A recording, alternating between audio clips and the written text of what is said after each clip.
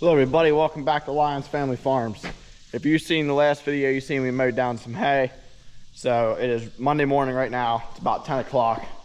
I'm gonna go see what it's like because I wanna be able to start raking it early so Dave can bale it right after lunch because we don't have any extra help today. There's not gonna be a lot, so we'll just bang her out. I was gonna take the four-wheeler. My key to the four-wheeler is in my other truck. Guess we're not taking it. Guess we're taking the truck. I knew. I put it in there the other day, and I was like, I'll take it out of there. And then, yeah, I didn't. There's old Scratch. What's up, buddy? What a nice guy.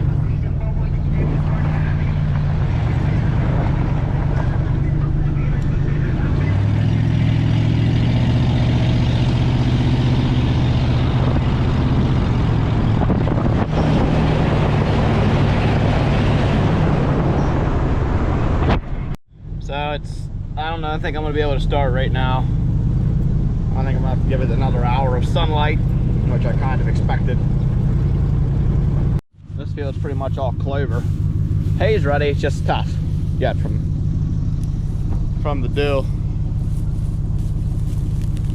You see it, I mean it breaks, but it's still pretty tough. It is now 10:55. I went and felt the hay, a lot better now. So we're gonna jump in the rake and go start raking. And then I'd say probably by 1 o'clock or even a little sooner, Dave will be able to start baling. So milk tester's coming tonight, so we'll get this banged out. So we're both back into the barn at good time. Let's get this thing cooled down while I open valves. And finish hooking it up.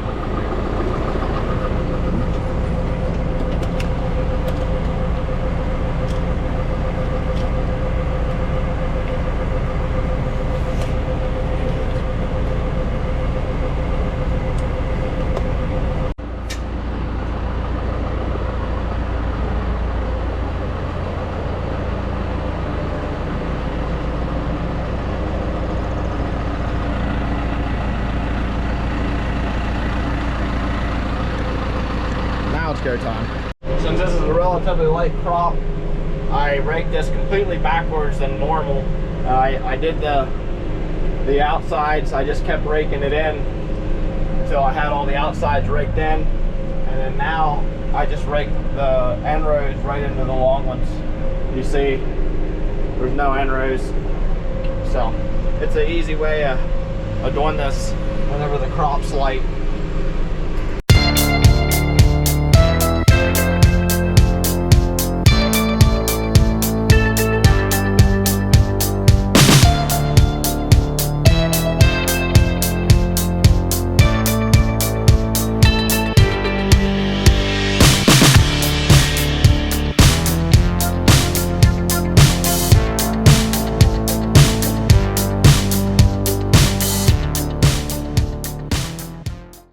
So this hay field right here is going to be the lightest field we're going to be doing today. I didn't even ted this field. I'm going to rake it all into one row. So we're going to time lapse it again. It's some really good quality hay. I mean, it's pretty much all straight grass. There's some clover in it, but I'm going to rake this field into one row probably. So I'm going to time lapse it because it's going to take me a wee bit of time.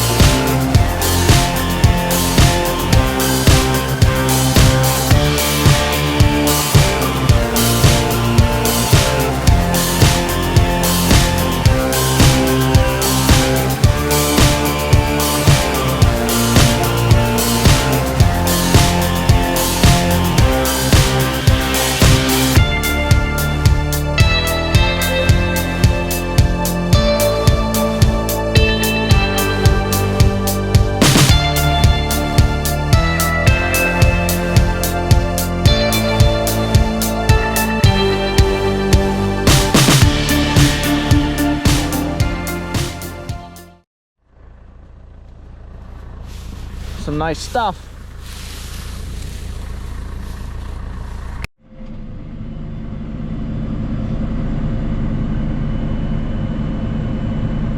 Wish these hydraulics would go faster. They're turning the whole way up.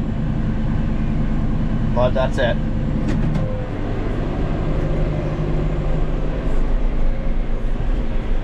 I guess we're the whole way up already.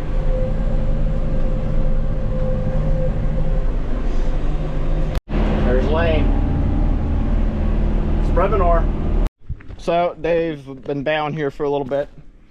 I went and scraped the walk and did lime and shavings and stuff like that, getting that ready for milking time.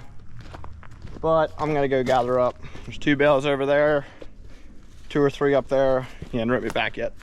So we had, I think there was 9 or 10 acres down. We're gonna get probably 5 or 6 bales. So half a bale to the acre, but that's actually kind of good weather, or it's kind of good from the weather we've been having. Look how convenient, 2 bales right at the same spot.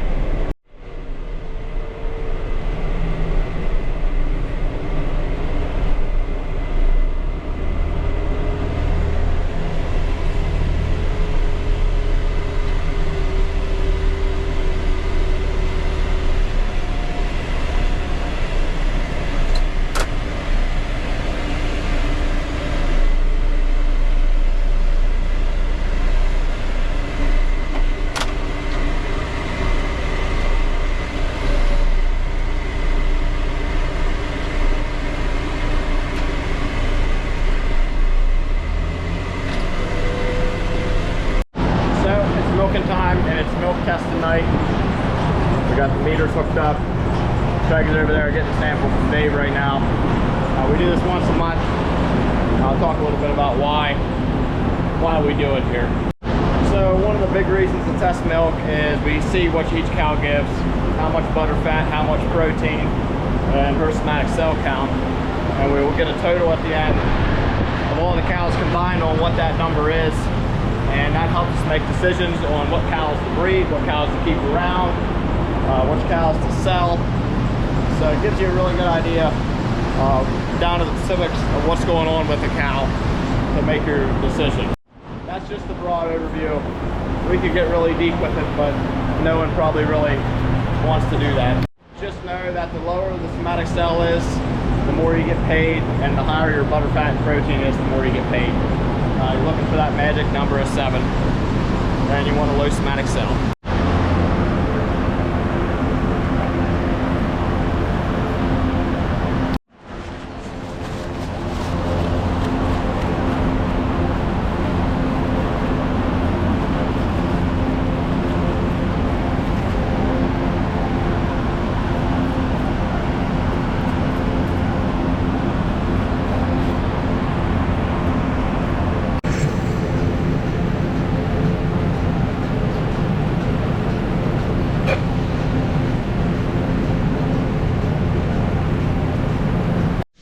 It is the next morning here, and this morning right away I'm going to put a new transmission filter on the 7410.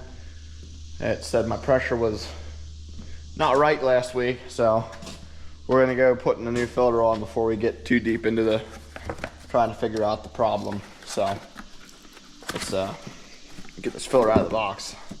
Here's the filter. We got a nice little 1/2-inch thing on the back to put it on. So we're gonna get a 5-gallon bucket, but then we're gonna leak some oil out and crawl into there.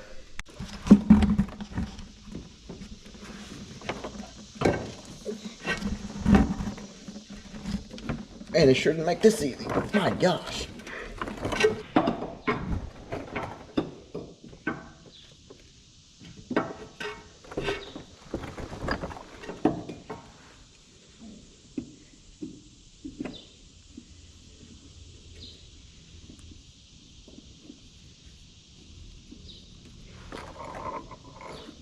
So I noticed this yesterday when we were doing bedding,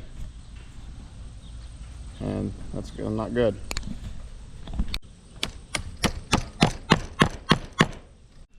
So some of the paperwork that milk tester left for us last night was our average pound per cow. We averaged 83 pounds per cow, which is not horrible.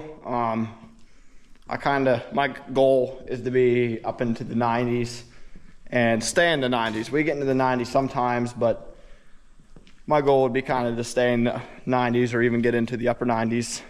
So there's a lot of things that factor into having a high average, and good feed, cow comfort, how many times they get milked a day.